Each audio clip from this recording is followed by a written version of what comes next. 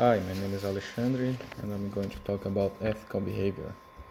To understand ethical behavior, we have to understand ethics, which is the study of norms and principles that guide human action.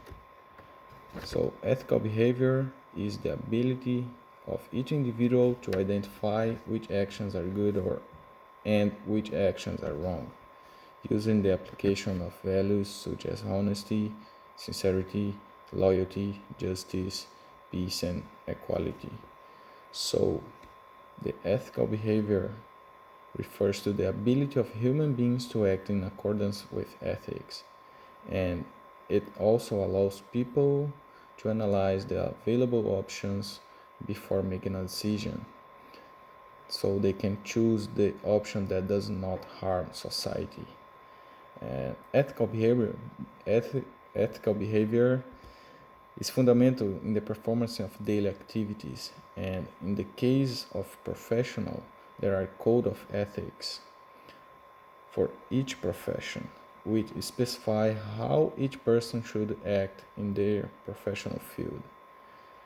And even small unethical acts is a spark that can lead people to something more serious like corruption. Corruption is defined as the act of soliciting or receiving undue advantage, and it's most practiced by between politicians and businessmen. The corruptive practice is illegal and is in conflict with the principles of living honestly and not harming anyone. From a legal point of view, a series of sanctions are foreseen for cases of corrupt conduct. Not only the law recriminates corruption, but ethical reflection also disapproves of such conduct. Corruption does not just provoke disbelief in institutions when practiced by public officials, but it is also a violation of basic moral elements that make it possible for us to live together in society. So, in other words, corruption directly affects the well being of citizens and hurts the Constitution by expanding social exclusion and economic inequality. So, corruption occurs through union, states, and municipalities' resources that should be used for health, education, social security, and infrastructure, but they are used for to finance election campaigns, corrupt public officials, or even for personal bank accounts abroad. Good example of corruption is in my home country, Brazil, where the economy loses from corruption every year from 1 to 4% of the gross domestic product GDP, which is equivalent a value of more than 30 billion reais, which is the Brazilian currency, which is around $6 billion in the American currency.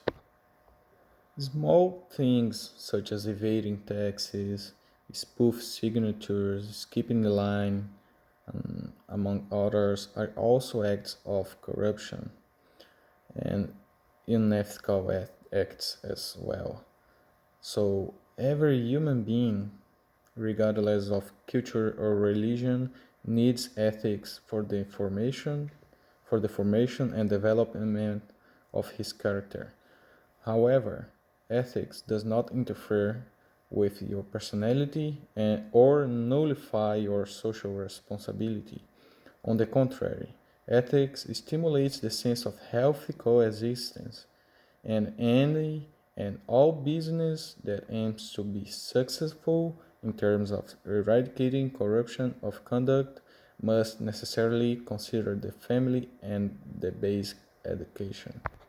Therefore, the success in fighting corruption involves the commitment of society in general in combating this phenomenon with basic education based on family structures, one cannot aim for success in the fight against corruption in society while ignoring the role of the family as the main means of building values and character.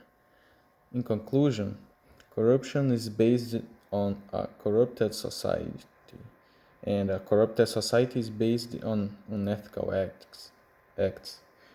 And to build an ethical society with ethical values, we should taught those ethical values from an early age, along with more common disciplines like math, chemistry, history, and this should be taught by schools and also at home by the family.